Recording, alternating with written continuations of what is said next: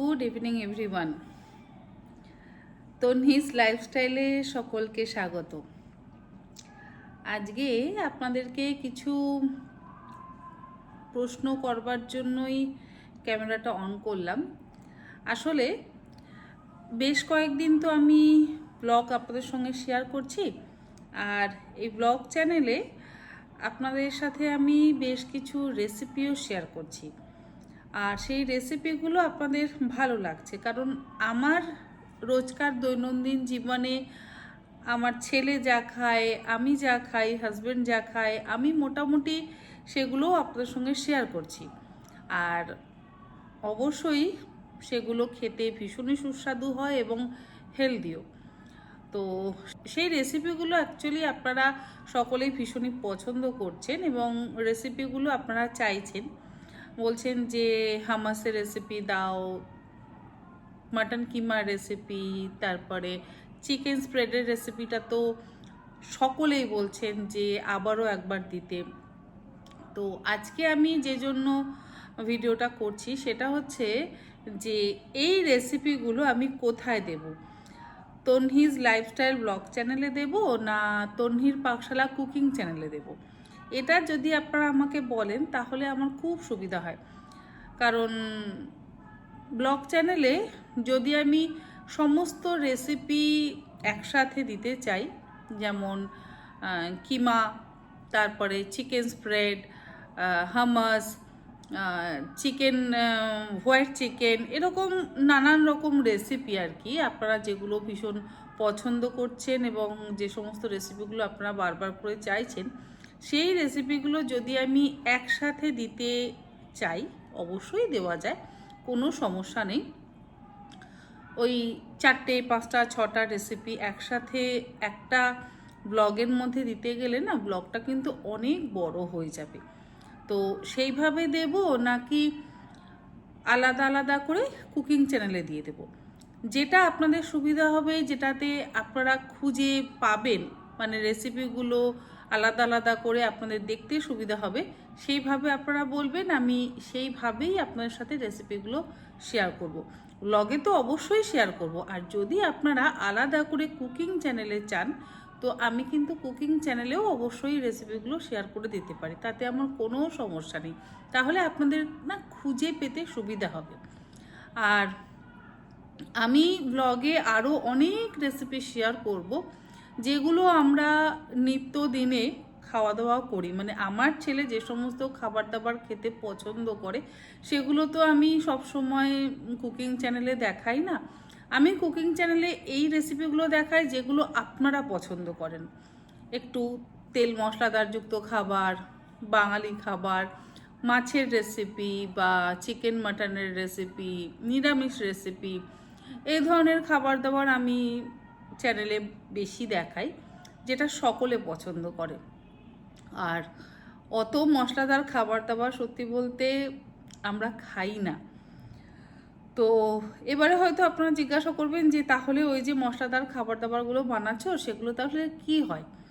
সেগুলো কখনো সখনো হয়তো খাই, হয়তো পনিরটা তুলে নিলাম, গ্রেভিটা আলাদা রেখে দিলাম বা ফেলে দিলাম, বা পুরো খাবারটাই আমি অন্য কাউকে দিয়ে দিলাম, নয়তো যদি একটু মশলাদার মাটন হয় বা মশলাদার চিকেন রান্না করা হয় তাহলে ওই গ্রেভির থেকে চিকেনটা তুলে নিয়ে শুধুমাত্র চিকেনটা খাওয়া হয়, গায়ে যেটুকু গ্রেভি লেগে থাকে সেইটুকু খাওয়া হলো, বাকি গ্রেভিটা ফেলা যায়। এইভাবে কিন্তু খাওয়া দাওয়া করি, কারণ সত্যি বলতে প্রত্যেক দিন তেল মশলাদারযুক্ত খাবার দাবার খাওয়া স্বাস্থ্যের পক্ষে মোটেও ভালো নয়।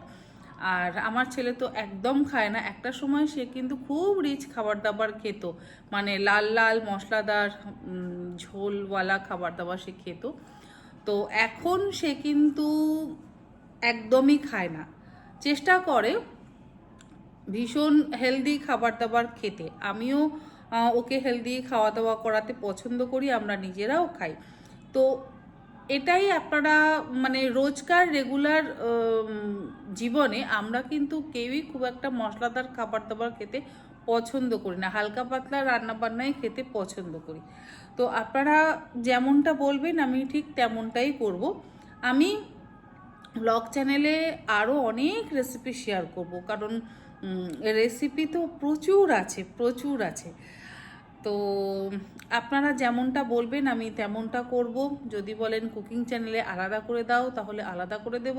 আর যদি বলেন যে ব্লগের মধ্যেই রেসিপিগুলো দিয়ে দাও, তাহলে সেটাও দিতে পারি। তবে হ্যাঁ, ব্লগের মধ্যে দিলে খুঁজে পেতে অসুবিধা হয়, কারণ অনেক রকম কথাবার্তা থাকে, দৈনন্দিন জীবনের কাজকর্ম থাকে, তারপর আমি গিয়ে রেসিপিগুলো দেখাই। তো কোন ব্লগে কোন রেসিপি আছে সেটা খুব স্বাভাবিক খুঁজে না পাওয়াটাই। তো আপনারা বলে দেবেন, আমি কিন্তু সেইভাবেই রেসিপিগুলো আপনাদের সঙ্গে শেয়ার করব। খুব রিকোয়েস্ট আসছে চিকেন স্প্রেডের রেসিপিটার জন্য। সত্যিই চিকেন স্প্রেডটা খেতে কিন্তু ভীষণ ভালো লাগে। এমন নয় যে ব্রেড দিয়েই খেতে হবে, ব্রেড যে খুব একটা স্বাস্থ্যের পক্ষে ভালো তা তো নয়। ব্রেড যথেষ্টই খারাপ খাবার, এটা আমার মতে আর কি। বাড়িতে যদি ব্রেড বানানো যায় সত্যি ভালো, তবে আমি ব্রেডটাকে অ্যাভয়েডই করতে বলি। এই যে ব্রাউন ব্রেড দোকানে পাওয়া যায়, কি দিয়ে বানানো হয়? ওই ময়দা দিয়েই কিন্তু বানানো হয়, একটু সামান্য কোকো পাউডার অ্যাড করে দিয়ে ব্রাউন কালার করে দিয়ে সেটাকে বলা হয় ব্রাউন ব্রেড। মোটেও কিন্তু আলাদা করে মানে আটা দিয়ে যদি বানানো হয়, থোড়ি ওরকম মানে ব্রাউন ব্রাউন কালার হবে, কখনোই হতে পারে না। রাগির আটা যদি ইউজ করা হয় তাহলে ওরকম লালচে লালচে বা কালচে কালচে কালার হতে পারে। তো রাগির আটা থোড়ি ইউজ হয় না, ওর মধ্যে কোকো পাউডার থাকে, ওর মধ্যে আরও কী কী যে থাকে আমরা দেখতেও পাই না, আমরা জানিও না। তো ব্রেডের বদলে ওই স্প্রেডগুলো কিন্তু রুটি দিয়েও খাওয়া যায়। আমরা তো প্রত্যেক দিনই ঘরে রুটি বানাই আটা দিয়ে, তো সেই রুটির ওপরে স্প্রেডটা লাগিয়ে কিন্তু অবশ্যই খাওয়া যায়। আবার হামাসও যারা খেতে চান তারা কিন্তু রুটি দিয়ে হামাস দিয়ে খেতে পারেন। আমার ছেলে যেমন হামাস খেতে ভীষণ পছন্দ করে।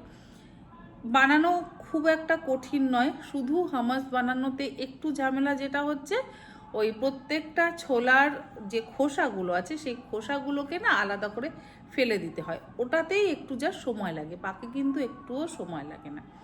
তো আজকে আর সেইভাবে কাজকর্ম বা অন্যান্য কিছু আমি করতে পারিনি, মানে শ্যুট করতেই পারিনি। আমি বলছিলাম না গতকালের ব্লগে যে আমার প্রচুর এডিটিং বাকি রয়েছে, আর এডিটিং যদি আমি করতে বসি তো অনেক সময় লেগে যায়, আর সেগুলোই আমি গতকাল পুরো দিনটা ধরে করেছি। প্রচুর এডিট করতে হয়েছে শর্টস ভিডিওগুলোর জন্য, প্লাস আরও কুকিং চ্যানেলের ভিডিওর জন্য, ব্লগ চ্যানেলের ভিডিওর জন্য। তো এডিট করতে করতে আমার মোটামুটি পুরোটা দিন চলে গেছে, আমি ক্লান্ত হয়ে গেছি এডিট করতে করতে। তো সেই জন্য আজকে আর আমি অন্য কোনো ব্লগ দিলাম না, ভাবলাম এটাই আপনাদেরকে বলি যে আপনারা যেটা বলবেন অবশ্যই আমাকে কিন্তু কমেন্টস করে জানাবেন, তাহলে আমার খুব সুবিধা হবে এবং আপনাদেরও বুঝতে সুবিধা হবে। কারণ প্রত্যেক দিন আমার কাছে অনেকেই চাইছে যে ওই চিকেন স্প্রেডের রেসিপিটা খুঁজে পাচ্ছি না, প্লিজ একটু লিঙ্ক দাও, বা প্লিজ কোন ব্লগে আছে সেটা একটু বলো। তো আমি লিঙ্ক দিয়ে দিচ্ছি, কিন্তু আলাদা করে অনেকে চাইছে যে আবারও রেসিপি দাও। তো সেই রেসিপিগুলো যদি জানতে হয় তাহলে কোথায় দিলে সকলের সুবিধা হবে আপনারা অবশ্যই কমেন্ট বক্সে লিখে জানান, তাহলে আমারও রেসিপিগুলো জায়গা মতো দিতে খুব সুবিধা হবে। এমনিতে তো রেসিপি তো আমি চেষ্টা করি দেওয়ার, ভবিষ্যতে আরও দেব, কারণ আমি বলেইছিলাম যে আমি বিভিন্ন স্প্রেড এবং সসের রেসিপি দেব। আমি যেমন মেয়োনিজ খাওয়ার একেবারে পক্ষপাতী নই, মেয়োনিজ খাওয়াটা কিন্তু স্বাস্থ্যের পক্ষে ভীষণ খারাপ। মেয়োনিজ আমরা যে দোকান থেকে কিনে এনে বাড়িতে রাখি ওটা খুব ক্ষতিকারক, খুব ক্ষতিকারক। মানে 1 কাপ তেলের মধ্যে 1/4 কাপ চিল্ড মিল্ক দিয়ে কিন্তু মেয়োনিজ তৈরি হয়। তাহলে ভাবুন তেলের ভাগটা কিন্তু মেয়োনিজে বেশি। আমার চ্যানেলে মেয়োনিজের রেসিপিও আছে, কুকিং চ্যানেলে। 1 কাপ তেলের মধ্যে 1/4 কাপ একদম ঠান্ডা দুধ, সেই ঠান্ডা দুধটা দিয়ে ফেটিয়ে ফেটিয়ে ফেটিয়ে ফেটিয়ে কিন্তু মেয়োনিজ তৈরি করা হয়। দুধটা কতটুকু থাকছে? দুধ কিন্তু খুব অল্প থাকছে, তেলের পরিমাণটাই বেশি থাকছে। আর সেই তেলটা আমরা খাচ্ছি, খেয়ে কিন্তু আমরা আমাদের নিজেদের শরীরটাকে ক্ষতি করছি। যাই হোক, মেয়োনিজ খাওয়া একেবারেই ভালো নয়।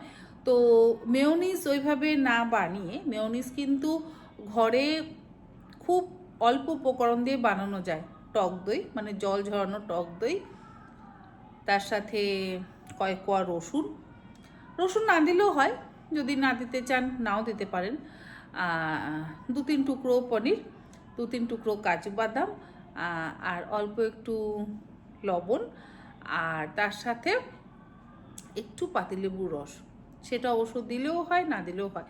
এটা দিয়ে আপনারা মিক্সিতে ব্লেন্ড করে নেবেন, দেখবেন কিন্তু মেয়োনিজ তৈরি। ওই বেশি ভালো খাবার খেয়ে নিজের শরীরটাকে অসুস্থ করবার কোনো প্রয়োজন নেই।